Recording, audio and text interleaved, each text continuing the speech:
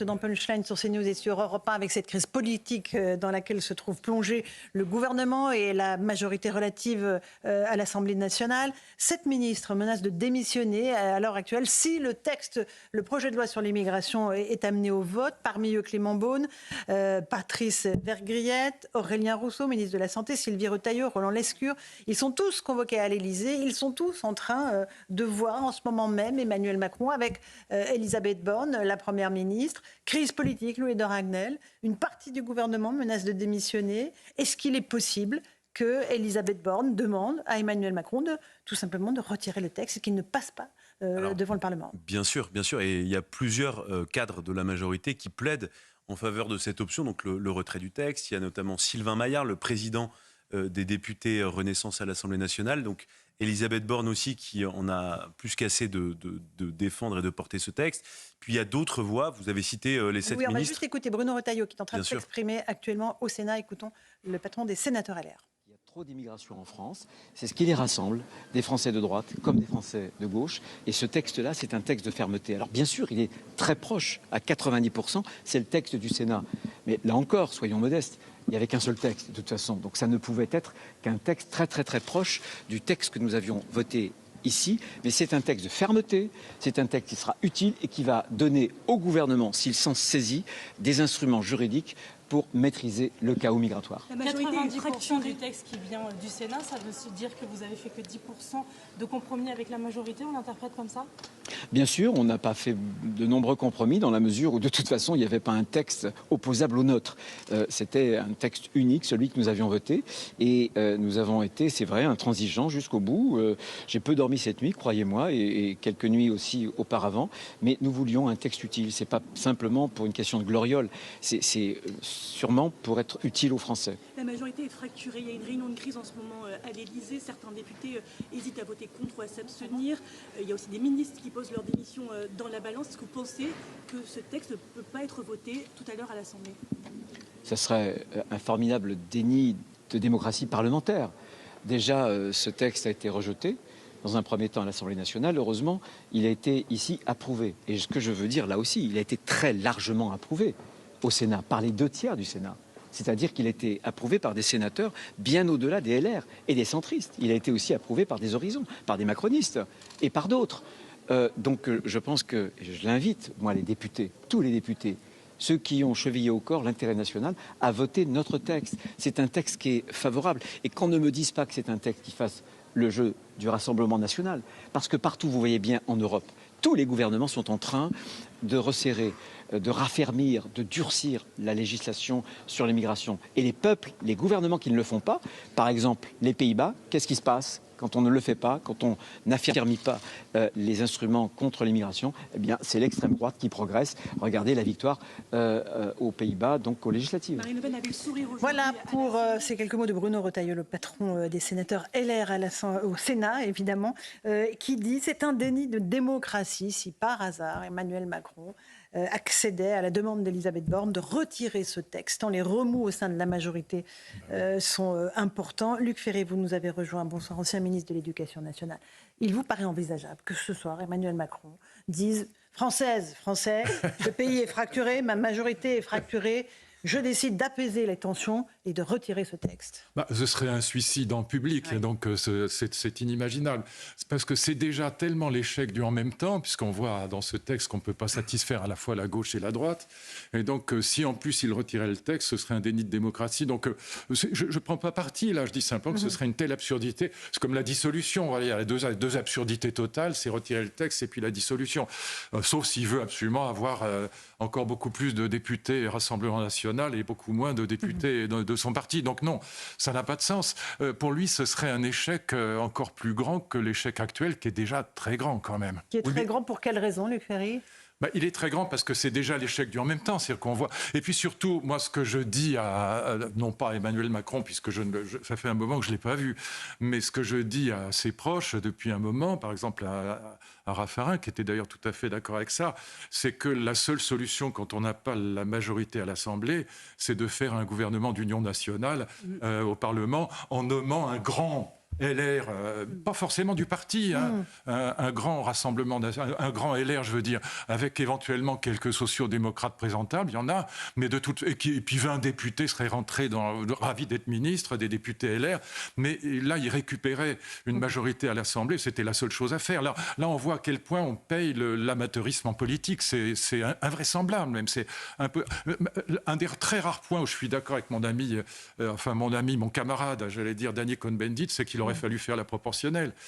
Et là, on ne l'a pas fait. Louis Dragnel, une question à Luc Ferry. Oui, pardon. Il y a 2 options que vous avez évoquées, mais pour moi, il y en a quand même une troisième. Vous dites la dissolution, il faut l'écarter. Le retrait du texte, on l'écarte. Mais il y a une autre option qui est que Emmanuel Macron laisse le texte aller au bout du processus législatif et que ses propres troupes votent contre le texte du gouvernement et que le texte, en fait, soit tout simplement balayé par ses propres députés. Oui. Est-ce que ce ne serait pas un revers encore plus cuisant ? Non, mais c'est la troisième possibilité, je suis tout à fait d'accord avec ça. Mais là, il faut voir quel est l'ordre, quelle est la consigne que donne le président de la République dans ce cas-là. Et ça, je n'en sais rien. Voilà, normalement, la consigne qu'il doit donner, c'est de voter le texte. C'est la logique démocratique, mais c'est surtout parce que si le texte n'aboutit pas, pour lui, c'est encore un plus gros échec. Encore une fois, c'est l'échec du en même temps. Du reste, c'est la même chose sur Israël. Il a réussi à se faire détester autant en Israël qu'à Gaza. Donc le en même temps ne marche devenu pas. Un nini. Voilà. Mais ça ne marche d'autant plus pas, si je puis dire, en France, que quand on n'a pas la majorité à l'Assemblée, il faut faire quelque chose. Voilà. Et alors, qu'est-ce qu'il peut faire, Luc Ferry ? Là, rien, c'est carbonisé. Oui. Et alors, là où Marine Le Pen joue, moi, ça m'a surpris un peu, je dois le dire. J'ai pas de boule de cristal, mais je trouve qu'elle joue très, très bien son jeu, parce qu'on aurait pu attendre qu'elle dise « le texte n'est pas assez fort, il reste... » Bon, ça touche pas aux OQTF, ça touche pas à un certain nombre de sujets qui sont plus importants que ceux qu'on a discutés là, notamment la question des OQTF et puis la question du détournement du droit d'asile, qui sont quand même les 2 grands sujets que ce texte n'aborde pas. Il servira à rien, il faut être honnête. Hein. Bon, il y a eu 30 lois depuis 40 ans, ça servira à très peu de choses. Bon. Mais même dans sa version très dure, il servira à très peu de choses. Mais parce qu'encore une fois, il ne touche pas aux 2 grands sujets qui sont les OQTF et qui sont le détournement du droit d'asile. Mais là où elle joue très bien, c'est qu'elle joue son rôle de constructive. Et puis en plus, ça prouve qu'elle a obtenu des choses et qu'elle a réussi à convaincre les LR d'aller dans son sens et que c'est elle qui a obtenu tout ça et qu'elle joue quelque chose de responsable et de constructif. Donc là, c'est très malin. Luc Ferry, on apprend que 7 ministres du gouvernement d'Elisabeth Borne ont menacé de démissionner si ce texte était adopté. Vous y croyez ou est-ce que c'est du bluff ? Écoutez, moi, dans l'histoire de la République, je me souviens de Jean-Pierre Chevènement, mais il n'y en a pas beaucoup des comme lui. Hein. Donc j'attends de voir, ça me fait toujours rigoler. Le moule est cassé. Oui, ça le... Et Luc Ferry, j'attends de voir. Au-delà de... Cela dit, ce serait, alors pour le coup, ce serait la Bérésina totale. On est d'accord, Luc Ferry, mais au-delà de l'intention réelle ou supposée des ministres... Ça montre au moins une crise de l'autorité du président de la République, parce que des ministres qui menacent de démissionner, qui en plus ne démissionnent pas, ça montre que ce n'est pas tenu, il y a un problème d'autorité. Oui, mais bien sûr, mais la racine de ça, c'est la crise du en même temps, puisqu'on voit bien, ça prouve à quel point on ne peut pas satisfaire à la fois la droite et la gauche. Donc quand on dit on va faire un texte équilibré, quand on a la majorité, on peut se permettre de faire à l'Assemblée, on peut faire des textes entre guillemets équilibrés, mais quand on ne l'a pas, on se fait détester par tout le monde. Donc là, la droite a gagné, puisque le texte qui passe, en gros, c'est celui du Sénat. Il est même sur certains points d'échéance de nationalité pour les binationaux, tout ça. Bon, c'est vraiment ce que le Sénat demandait, c'est aussi ce que le Rassemblement national demande. Donc c'est un texte vraiment tout à fait de droite. Mais du coup, d'un point de vue institutionnel, Luc Ferry, en vous écoutant, on comprend qu'en fait, il faudrait qu'Emmanuel Macron tire... Les Français l'ont compris, ça. Et si j'essaie de comprendre, de synthétiser ce que vous dites, il faudrait qu'Emmanuel Macron tire aujourd'hui les enseignements des dernières élections législatives, c'est ça ? Mais si cet homme était vraiment intelligent, ce que j'ai toujours du mal à croire, s'il était vraiment intelligent, c'est aujourd'hui qu'il ferait un gouvernement d'union nationale. Moi, je vais trahir personne, je n'ai pas de nom propre, ça c'est pas mon genre et je ne ferai jamais ça. Mais je connais 2 ou 3 poids lourds du DLR qui seraient prêts aujourd'hui à aller à Matignon et à construire un gouvernement d'union nationale. Ça aurait de la gueule, ce serait intelligent. Et il y a, vous savez, dans la gauche démocratique, il y a des gens... Je n'ai pas cité, enfin si je peux citer, c'est absolument pas une information, mais il y a des gens bien, il y a des gens qui sont prêts, un Hubert Védrine, une Carole Delga, un Cazeneuve sont des gens avec lesquels la droite peut travailler. Ils ne sont pas d'accord, mais ils peuvent travailler ensemble. Parce qu'ils sont républicains. Voilà. Ils sont républicains. Ils ont les mêmes valeurs républicaines. Voilà. Alors Naïma M. Fadel, et donc, une question. moi, si j'étais le président de la République, pour parler comme dans les hôpitaux psychiatriques, c'est ce que je ferais dans le quart d'heure. Alors Naïma M. Fadel, une question à Luc Ferry. Excusez-moi, avant qu'on parte à il me semble justement que ce dont vous parlez, Nicolas Sarkozy l'avait suggéré. Pas du tout. Mais si, rappelez-vous, il avait quand même suggéré que les LR travaillent justement avec Emmanuel Macron pour faire un gouvernement d'union et que c'était la seule façon, effectivement, d'avoir une majorité. Oui, on est d'accord. Mais ils n'ont pas voulu. Donc c'est pour ça que je suis étonnée des 3 personnes que vous vouliez citer. Et que... Non, je ne vais pas citer. Non, mais non, la différence avec ce que dit Nicolas, qui est très juste par ailleurs, mais c'est qu'il ne s'agit pas de travailler avec le parti. Dans les 3 du parti, que ce soit Retailleau, que ce soit Marlex ou que ce soit Ciotti, ils sont contre travailler avec Macron. Ils disent on ne veut pas être les supplétifs de Macron. Ils n'ont rien compris. Ils sont à 4,7 à la présidentielle et ils continuent à dire qu'on continue tout droit. Il faut nommer des poids lourds LR, et il y en a, mais qui sont dans le parti, d'accord, mais qui ne sont pas à la tête du parti et qui constitueraient un gouvernement avec une vingtaine de ministres LR. Voilà. Et ça, c'est jouable. Et moi, je peux vous dire qu'ils sont prêts à y aller. Alors, Luc Ferry, vous restez avec nous. On part tout de suite à l'Assemblée nationale, rejoindre Thomas Bonnet et Laurent Sélarié. Bonsoir à tous les deux. Il y a des réunions de crise dans tous les sens, mon cher Thomas, à l'Assemblée, à l'Élysée. On a l'impression qu'évidemment, c'est panique à tous les étages ce soir dans la Macronie. C'est bien cela ? C'est le bordel, oui. Oui, c'est assez surréaliste ce à quoi on assiste ici à l'Assemblée nationale. Il faut revenir un peu en arrière dans l'ordre chronologique. D'abord, l'issue de cette commission mixte paritaire, conclusive, une forme de soulagement évidemment au sein de la majorité. Et puis il y a cette annonce du Rassemblement national qui va voter en faveur de ce texte. Et là, tout a été changé au sein de la majorité. Il y a de plus en plus de députés de la Macronie qui viennent ici et qui font part de leur état d'âme aux journalistes qui sont ici en off. Ils nous confient justement le fait qu'ils ne vont pas voter le texte, parfois même qu'ils vont voter contre le texte.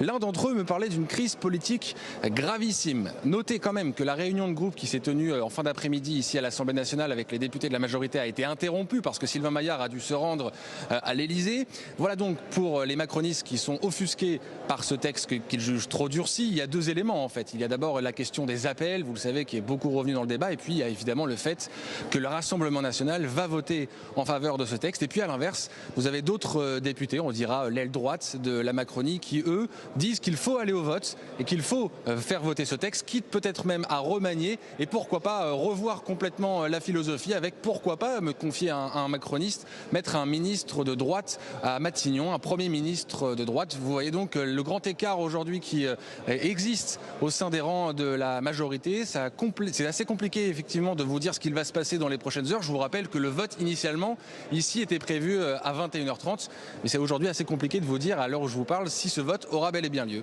Merci Thomas Bonnet, Laurent Sélarié, Luc Ferry. Vous étiez venu me parler de votre livre La frénésie du bonheur aux éditions d'Observatoire. C'est plutôt la frénésie du malheur pour l'instant que vit Emmanuel Macron ce soir. Ce livre, qui est un livre grandiose, je tiens à le dire, en toute humilité, dans toutes les bonnes pharmacies, en toute humilité, il est sorti le 4 octobre. Le 7 octobre, il y avait les événements que vous savez en Israël. Et donc, si je l'avais appelé La frénésie du malheur, je pense que j'en aurais vendu beaucoup. Mais frénésie du bonheur, c'était un peu compliqué. C'est un livre sur le passage du bonheur différé.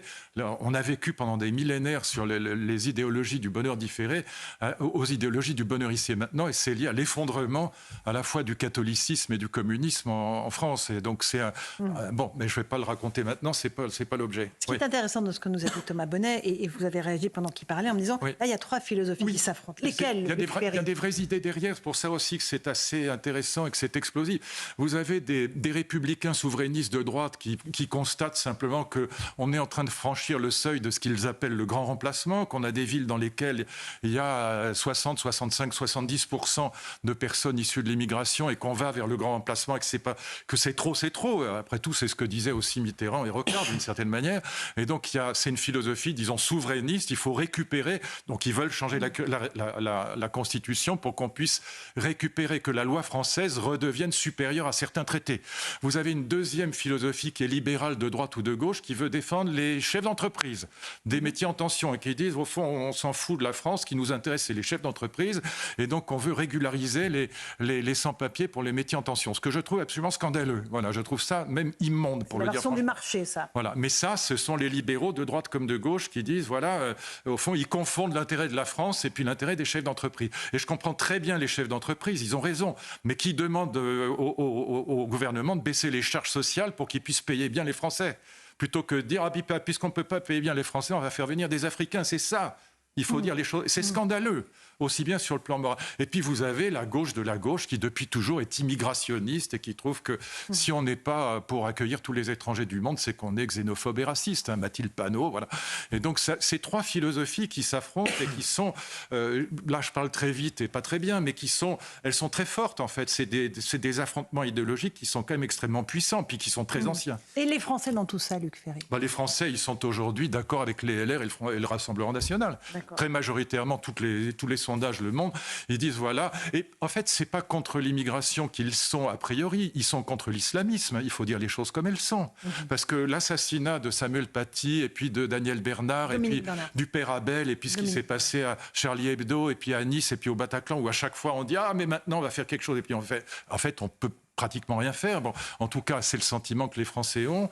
Et donc, quand vous voyez que 93% des OQTF ne sont pas appliqués, les Français se disent, mais c'est pas... Vous avez vu cette semaine dans la presse, il y avait une jeune femme, Claire, Claire, elle a témoigné sur nos antennes, violée par un centrafricain. Et qui disait, mais si on avait appliqué la loi, j'aurais pas été violée. Quand les Français entendent ça, pour qui croyez-vous qu'ils vont voter? Ils se tournent vers qui? Si Marine Le Pen n'est pas élue, c'est un miracle. Louis Dragnel. Ce qui est intéressant dans ce que vous dites, c'est que vous parliez tout à l'heure des trois familles de pensée qui se retrouvent dans les débats autour de l'immigration. Absolument, oui. Est-ce que vous pensez que ce texte-là va provoquer le retour de la politique et donc des idées politiques? Parce que le en même temps avait un peu mis sous cloche ces idées, parce qu'on avait dit bon, il n'y a plus de droite, il n'y a plus de gauche, il n'y a plus que le bon sens, c'est le pragmatisme. Est-ce que du coup, demain, on va retrouver selon vous, des vraies lignes politiques beaucoup plus claires? Est-ce que c'est ce que les Français veulent?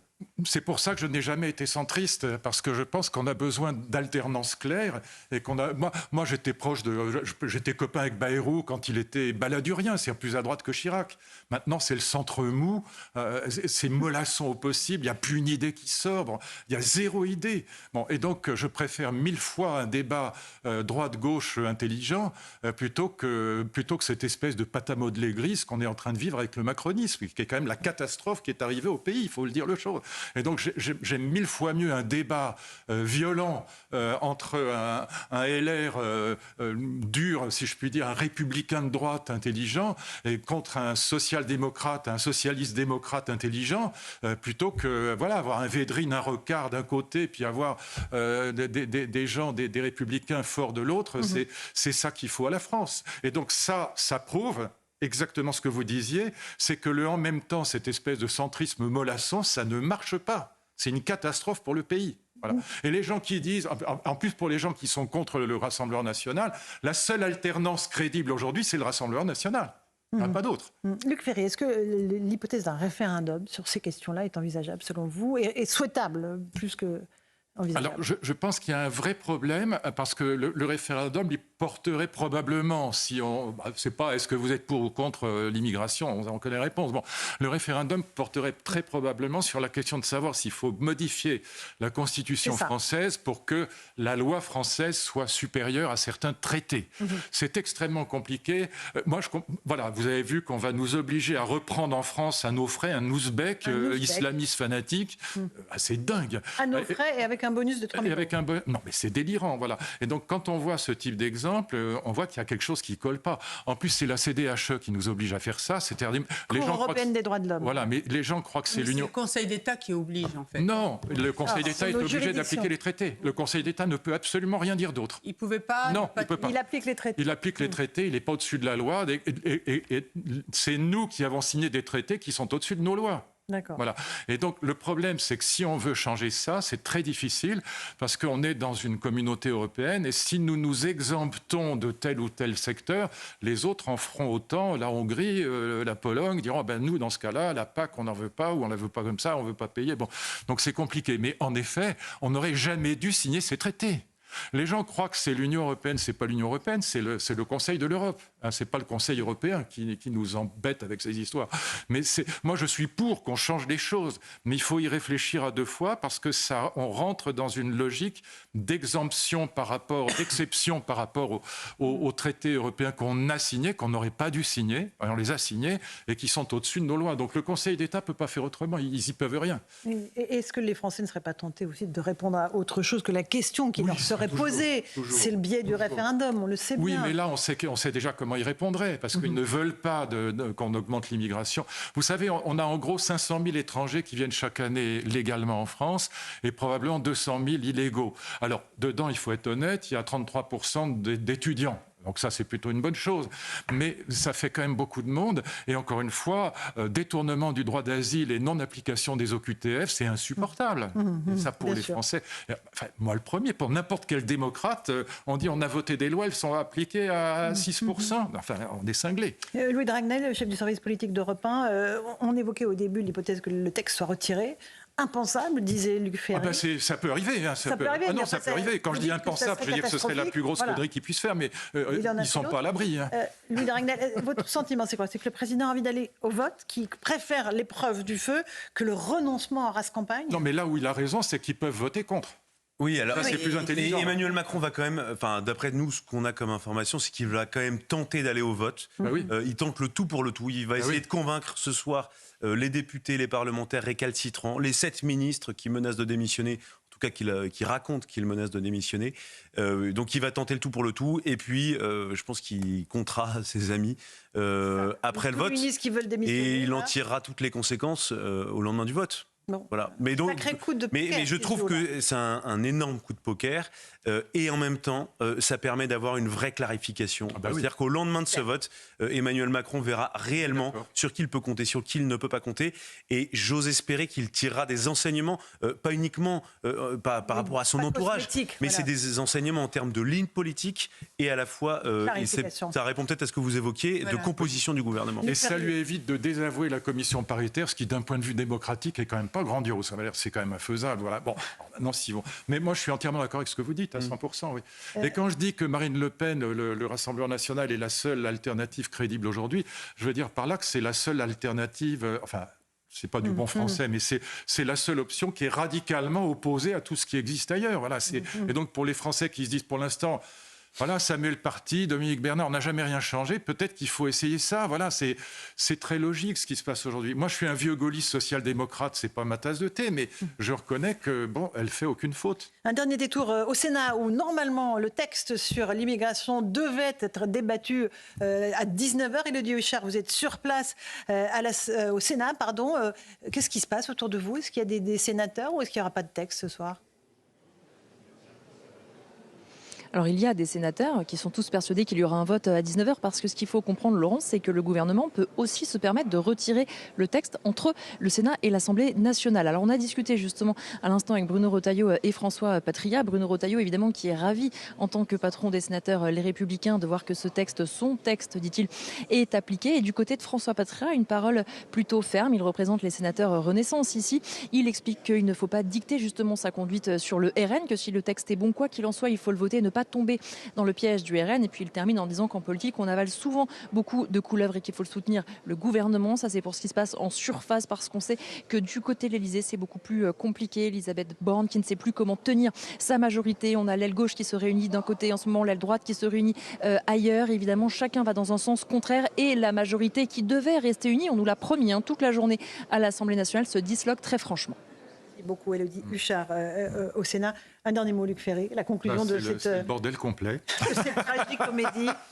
Et c'est l'échec total du en même temps. C'est surtout ça que Macron devrait comprendre. Parce que, voilà, ça veut dire qu'il faut faire autre chose. Il faut une ligne claire. Et il peut, encore une fois, construire un gouvernement d'union nationale. Parce qu'il reste 3 ans avant la prochaine présidentielle. Ah oui, c'est long, 3 ans. C'est beaucoup, parce que là, à ce rythme-là, il y a la trace qu'il laissera. Voilà. Emmanuel Macron est très attaché à ça, la trace qu'il laissera. Et il a déjà perdu 8 points cette semaine dans les sondages. Donc s'il continue, il va trouver du pétrole, comme disait Juppé. Bon, c'est à lui qu'on disait ça plutôt. Essayons de voir si la clarification sera au rendez-vous ce soir. Merci en tout cas à vous de votre fidélité, chers amis auditeurs et téléspectateurs. Luc Ferry, vous êtes venu pour me parler de ce livre, La frénésie du bonheur, aux éditions de l'Observatoire. Merci beaucoup. Un peu de bonheur, ça fait pas de mal avant les fêtes de Noël. Louis de Ragnel, Naïma M. Fadel, merci à vous. Laurence. Dans un instant sur Europe 1, c'est Hélène Zélani que vous retrouvez pour l'information et Christine Kelly sur CNews pour Face à l'info. Bonne soirée à vous.